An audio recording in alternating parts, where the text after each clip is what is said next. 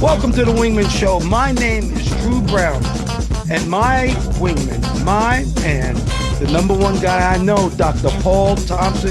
What's up, brother?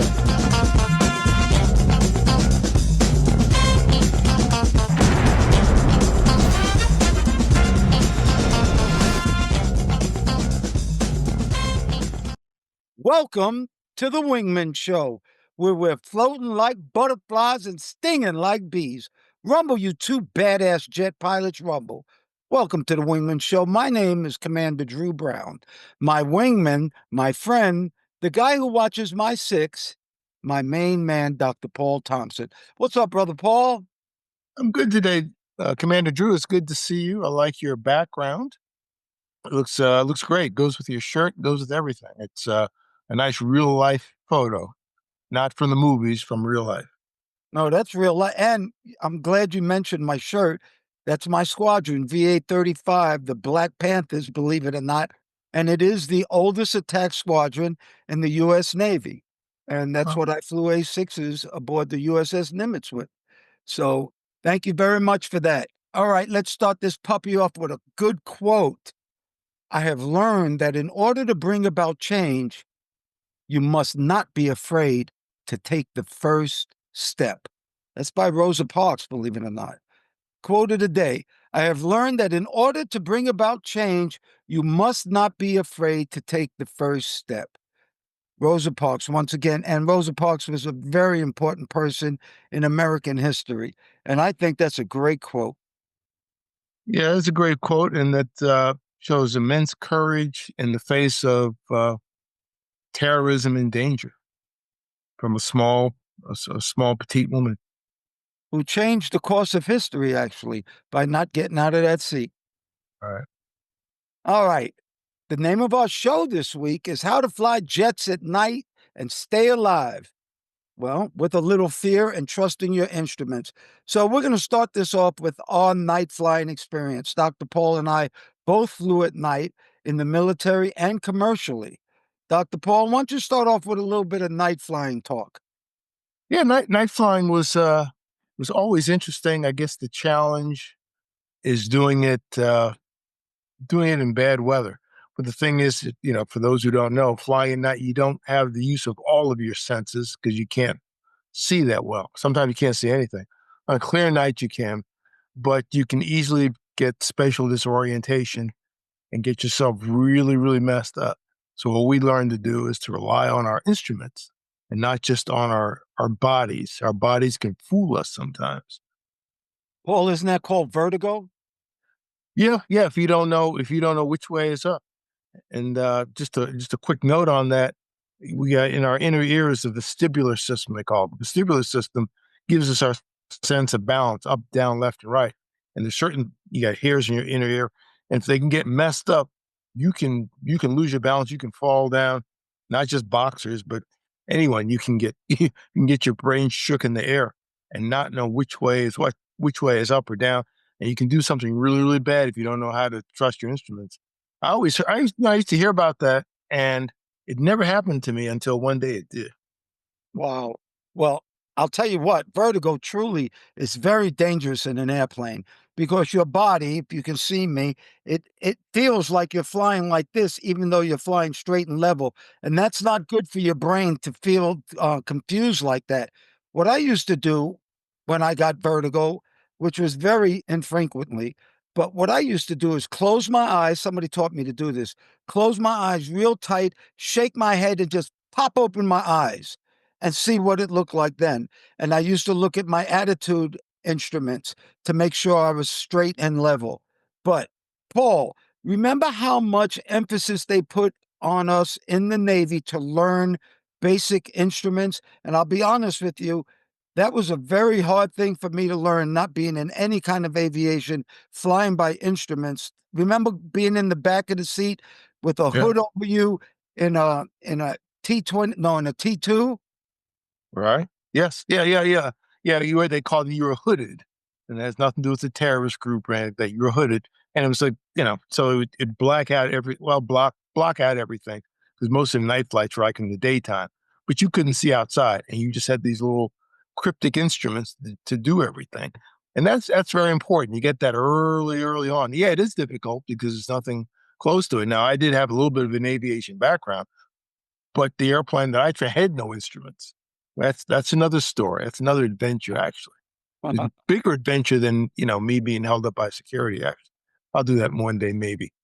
Uh, it's Well, really true, and I lived through it. That's another. That could be a movie. I could make a comedy out of it. But yeah, you got to learn how to do this stuff, and it will save your life. And we can give an example of someone that, if you remember, John F. Kennedy Jr. Remember, the son of President Kennedy, died in a plane crash. His own plane. He lost yeah, he control. He was wasn't he flying it. wasn't looking at his instruments correctly. Well, he didn't know how to fly instruments. He wasn't an instrument rated pilot. He just thought he could do it, and he couldn't. Well, Lost Paul, control. both you and I have a past of flying at night, not just in the Navy, but when we went to FedEx, we started off flying only at night, and that's at the other side of the clock. In other words, we'd go to work about 11 o'clock at night and get off at 7 in the morning, go to a hotel, get some sleep, and do it all over again. Remember that night flying at FedEx, Paul? I remember very well. That's at that time it was totally night. Everything was night. Everything would start at 3 a.m. I mean, all the launches were like 3 a.m. in the morning, which means you had to be there at least 2. You had to get up before that to get there. So you're operating like from like 1 a.m. till 7:30. So we're going to bed. Everything was at night. And you got used to it. You got used to the everything being at night. Yes, that's true. And I'll tell you what, but flying off the carrier at night, let's talk about that for a minute. Because when you get shot off, you get a catapult shot off an aircraft carrier in the black of night. People used to say it felt like getting shot into the inside of a basketball. That's how black it would be. And those night cat shots, and remember, the heavier you are, the stronger of a cat shot you got, the more of a kick you got. And Paul, both you and I flew tankers because A7s can tank and A6s can tank. And were you ever a last night tanker, meaning the Uh, last airplane to come aboard the carrier? a number of times. If you like I think they call it the recovery tank or something like that. Yeah, you'd be the last one, and that was always interesting. I thought the landings were more difficult than the cat shot because the catapult shot, you're just there. As long as you go up, and the engines are working, you're okay. You're just there. That's what, 2.5 seconds. But when you're landing, all the stuff to get in the Marshall pattern and pushing at a precise time and come, that's a long time. Then you got to get aboard. So you got a lot of time to think about it. Cat shot is like you're in a slingshot, boom, and you're the pebble, boom, you're gone. So it's like really quick. But you're right, it's inside the basket. There's nothing to see generally, unless you got a really nice night. And those instruments are everything. Well, then let's talk about coming aboard at night, which to me was the scariest thing I've ever done in my life. But it was a different kind of fear. It was a fear that made me think better, look quicker. I scanned better because of this sort of fear. Well, it wasn't sort of fear, it was fear. Because if you did not make it, it was like playing a video game, Paul, except you didn't lose a dollar or a quarter. You died. Last game, that's it. It's over. But coming aboard at night was a real amazing experience that I'll tell you what, I have 183 night landings on an aircraft carrier. And the first one and the last one was just about the same amount of, I don't want to call it fear, I want to call it trepidation. Yeah, that's a good. That's a good Came up word. with Yep. that. Yeah, because basically, it requires a high degree of precision because you're talking about just a few feet. Now you flew these big airliners and stuff like that. You had like a few thousand feet. We're talking like a few feet. You got a wire here, you got a wire here, maybe a couple other wires, and one of those wires you don't really want to hit. So you just have a couple of choices, a couple of good choices, one less good, and it requires precision. And that's why the Navy had something called the landing signal officer. I don't want to go too deep into it, but that was someone that guided you. Every pass is graded, every pass is guided, everybody's looking, all the LSOs, the air boss, maybe the captain of the ship.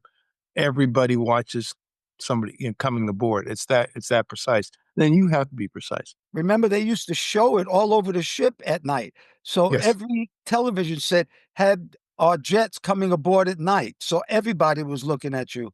But that's right. that feeling on a black ass night, that feeling of coming aboard and getting that tug, because remember, as soon as we landed, we pushed full power. In case we missed the wire, we could go around and do it again.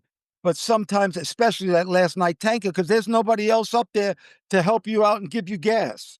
That tug on that wire was one of the best feelings I've ever had. It's compared to one of the feelings you have naturally in this world, but this is really up there in feeling of safety and I'm alive.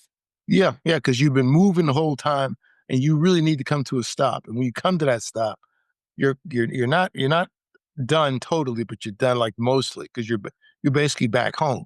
It's either home or the water, home or the water. It's actually you felt I'm alive. I made it. And Yeah, remember when you go full power and you catch that wire, you're going, you got full power on and you're supposed to pull it back, turn your lights on, and then turn your lights off. I'm sorry. And then they know that you can be taxied.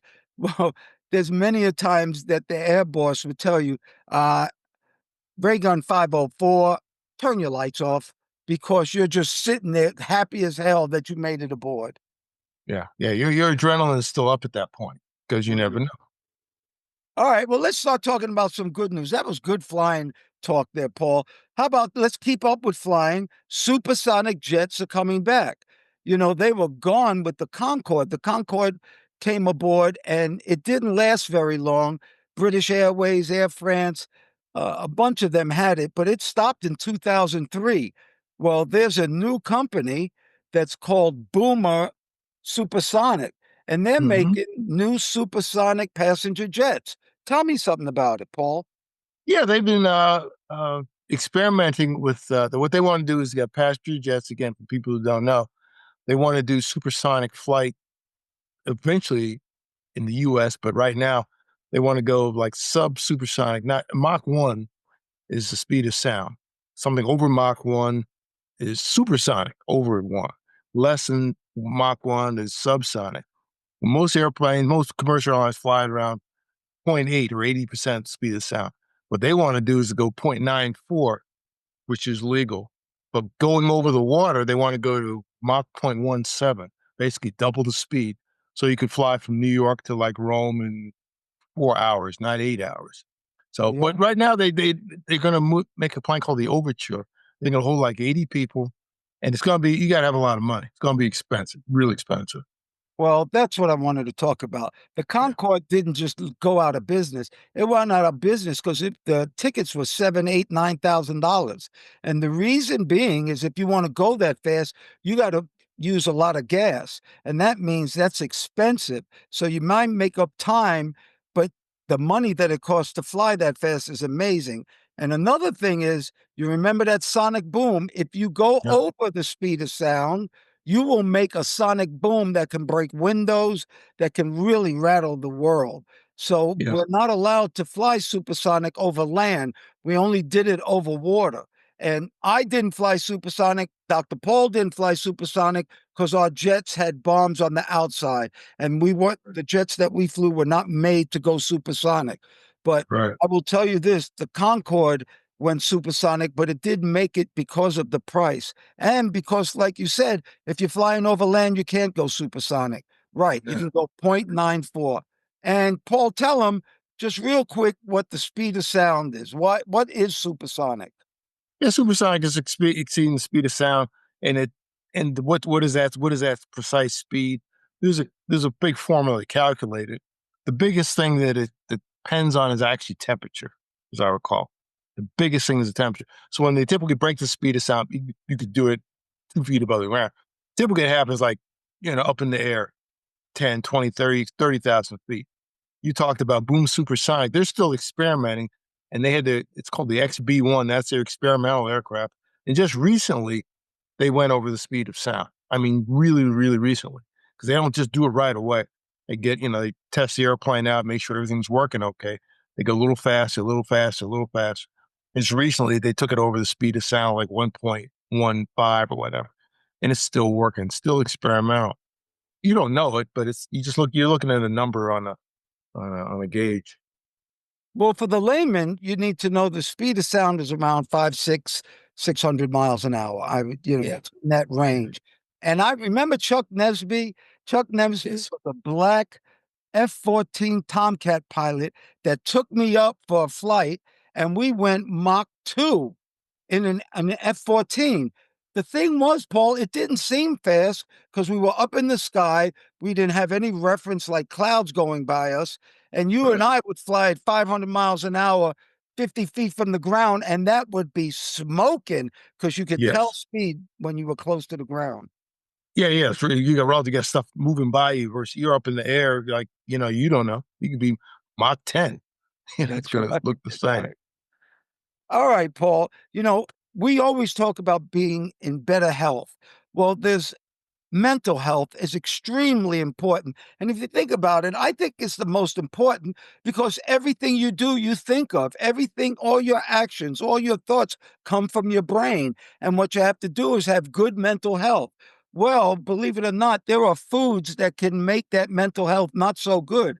So, Dr. Paul and I are going to tell you some foods we got here that would actually good. Dr. Paul and I are going to tell you about some foods here that actually will help your mental health. And I think that's really important. I'll start off with the first one here, Paul. The first one that we have is nuts and seeds. And I like this because it says chia seeds, hemp seeds, and ground flax seeds are excellent sources of omega-3 fatty acids. Well, in our shakes that you call the Drew Brown Special, our Mhm. shakes, I put in chia seeds, hemp seeds, and ground flax seeds. Paul, how about you? I do the same thing. In fact, I got a bag just last week. Instead of the separate, it came together. It was chia and flax together, which is cool. It just takes up less space in the drawer. But I got chia and I got to add a special one of hemp. I don't use that all the time. In fact, I used some yesterday. Uh, they taste great, but that's just part of what we put in our shakes. Okay, okay. The next one is a great one. Is green tea. Green tea. It's good to have like 2 cups of that a day. Sometimes I don't. I usually have it at night. But green tea is like good for everything. It's good for inflammation. It's good for arthritis. I didn't know it had an effect on mental health until I read this list here. But it helps with your serotonin and dopamine. Dopamine gives a good feeling. I don't mind the taste. I usually put in. I'll add some lemon. I'll squeeze half a lemon in mine. That's supposed to boost it up. From the natural health people that I talk to. Yeah, green tea. Squeeze a little lemon into it and boost it up. They say like 50%. Yeah, and green tea, it helps the body deal with stress. It increases cognitive function, influence mood, and improves sleep. Green tea is an excellent, excellent source of getting your serotonin and dopamine pumped up. All right, the third one is fatty fish tuna, salmon, sardines. And Paul, I've been traveling, and in these other countries, they actually have sardine stores. I mean, stores with thousands of cans of sardines, and they're all special kind of sardines. And in America, sardines are not real big in our culture, Paul. Yeah, I was going to ask you about sardine. I've never been crazy about it, and I can't remember the last time I've had one. To be honest with you, but I mean, do they taste different over there? I mean, you like the taste of them? No, I think that I really believe that in their culture, they eat a lot of sardines because that's what fishermen brought with their sardines. And so I think that their culture actually got them eating sardines Okay, okay. I used to use sardines when I was deep sea fishing as bait, but for bait.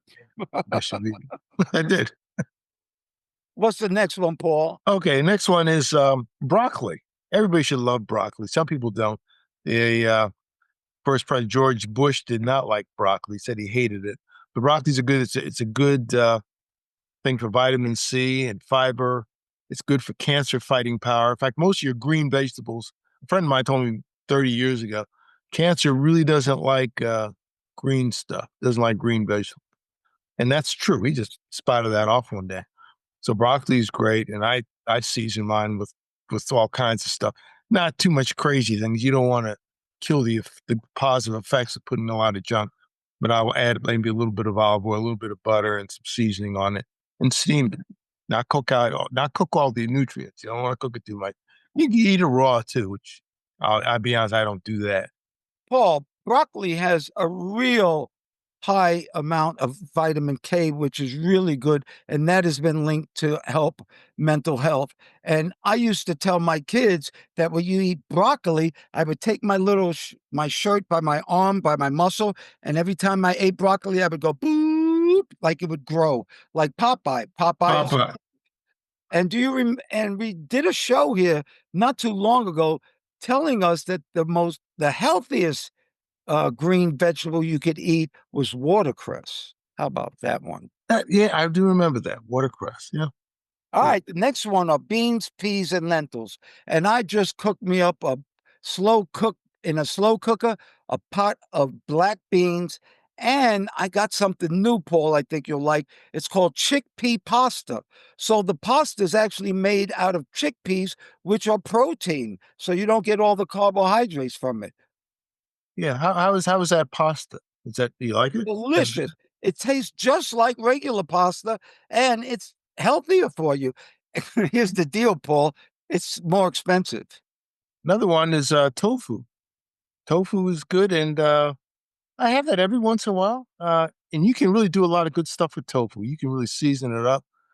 It's got tryptophan, good neurotransmitter for serotonin. Also, tryptophan, it's in Doesn't that turkey. put you to sleep, Paul? Yeah, that'll help you sleep. I've never had this sleep sensation when I've had tofu, but tofu for me, I gotta season it up quite a bit. But you can brown it. You can actually make it look like hamburger. You can make it taste like hamburger too. You just have to know the seasonings and be kind of patient. But it's sometimes it's the package is like too much. I just need a little bit of it. But yeah, tofu is good. I don't do too much of it. Sometimes I have it. And nobody else in the house really likes it too much, so I try not Well, to eat I'm too going to much. start eating a little bit more of it. You can substitute that for meat in most of your Asian dishes. The next one Yes. we have are oats, and especially overnight oats. That means they're not cooked. You keep them in water or in milk, actually, and you keep them overnight, and it softens them up.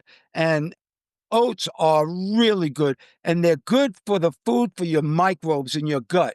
And they produce neurotransmitters like dopamine and GABA. Both of these substances can communicate with the brain through our nervous system to help Yeah. improve anxiety and depression. So oats are real good, and I like good steel oats. How Yeah. about you, I do. Paul? I did too. I've got an oatmeal thing that I do. I put a lot of stuff in.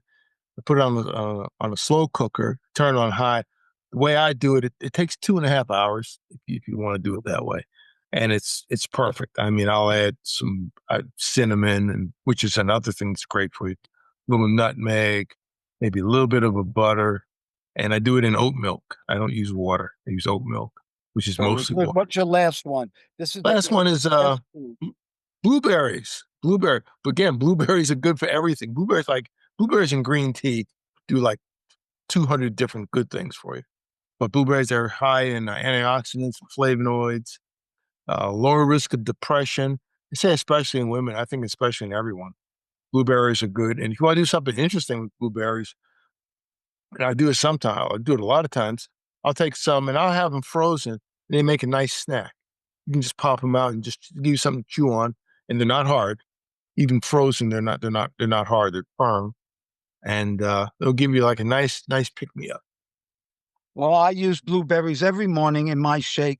Blueberries are an excellent, excellent source of a healthy food for you to eat. Well, everybody out there, if you can look at our jets behind us, we got some badass jets because these are the jets that we flew. Dr. Paul has that A7 Corsair, and me, that's an A6 Intruder coming aboard the boat. I would like to thank everybody for watching us, for listening to us on Apple Podcasts, watching us on YouTube, TikTok, Instagram. Thank you so much for all of your support. We have a newsletter that comes out on our website called wingmanshow.com. That's wingmanshow.com. And we have a newsletter that comes out every week. And this week's newsletter is Night Flying, how to do it safely. Well, we're going to go right into this. It is our Wingman PSA from the 11 Facts in Life. Under fact number 6, good will overcome evil. Under fact number 6, good will overcome evil. And Paul, I have to believe that. I have to live that because I do believe that good will always overcome evil. And that keeps me going every single day, Paul. That's a positive affirmation, and in our topsy turvy world, that's something we should try to keep in mind to help ease feelings of depression and loneliness.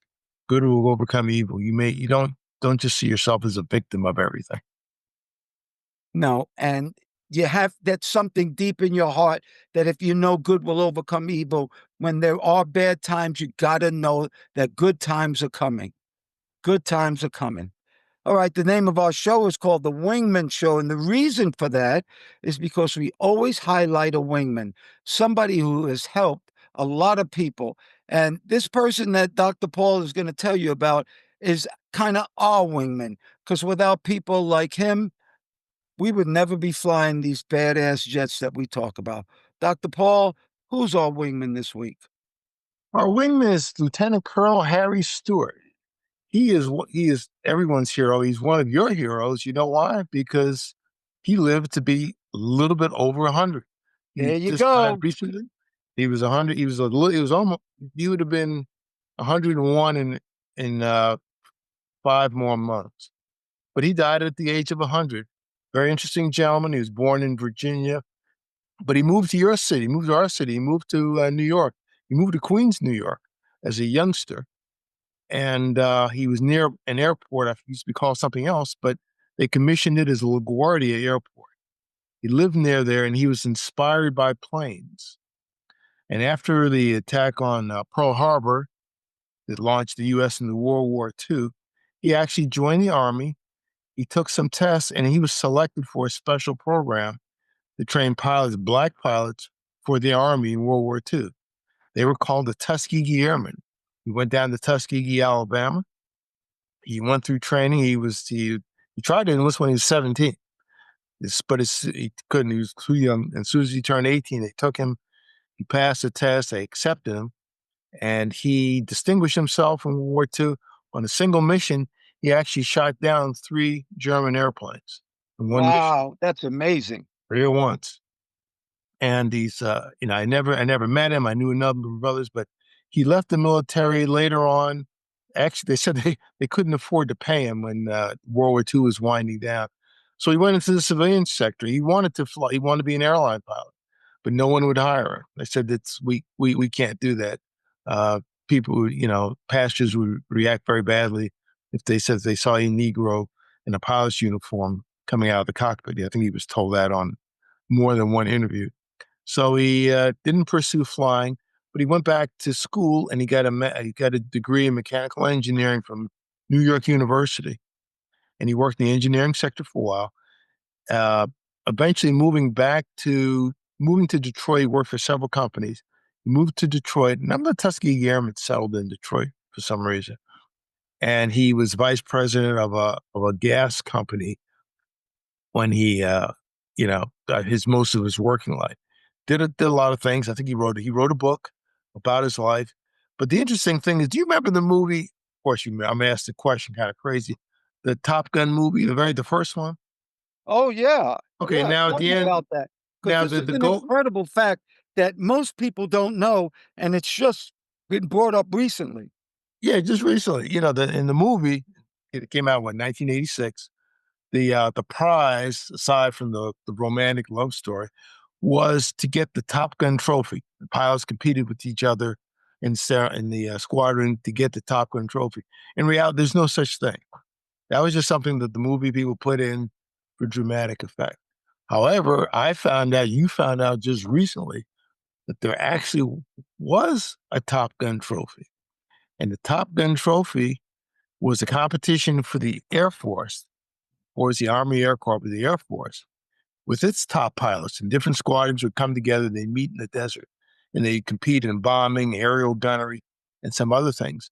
And the very first Top Gun trophy was actually won by the 332nd Fighter Group, the Tuskegee Airmen, and Lieutenant Colonel Harry Stewart was one of the 4 pilots as a part of that. They So were not recognized as winning it. They wouldn't allow them to win it, even though they won the first Top Gun competition. right. They buried the story, and it just came out in the late 90s. And he was eventually recognized for that. But that's the way things go. I had no idea what kind of somebody should make a movie out of that.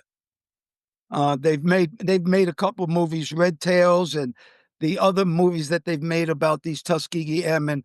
But Paul, I will tell you this: they are the reason that I was able to fly. They were my wingmen because it was very hard to become a Navy pilot as a black person when I went through, and that was in the 1980s. I can't imagine Tuskegee Airmen doing this.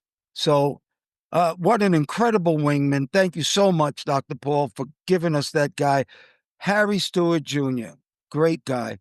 Everybody out there who can hear my voice, whatever you think is important and whatever you think is beautiful, and most importantly, whatever makes you happy, may you have that today and forever.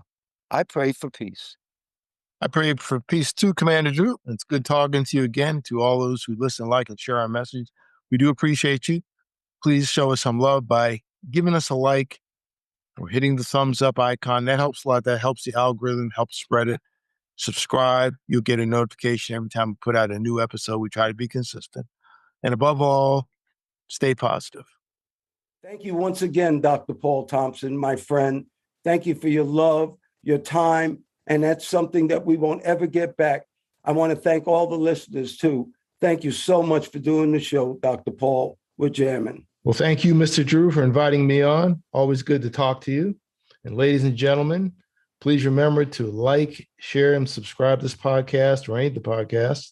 If you're looking at YouTube, they say smash the like button. Don't smash it. Just press it gently and refer to use as a link to all your friends. You can also look at us on our website, wingmenshow.com, WINGMEN show, SHOW.com, altogether, wingmenshow.com. And we hope to see you in the future. Thanks again, Mr. Drew. Oh, you're welcome. And we're still floating like butterflies and stinging like bees. Rumble, you badass jet pilots, rumble. May there be peace on earth, and goodwill towards all men and women.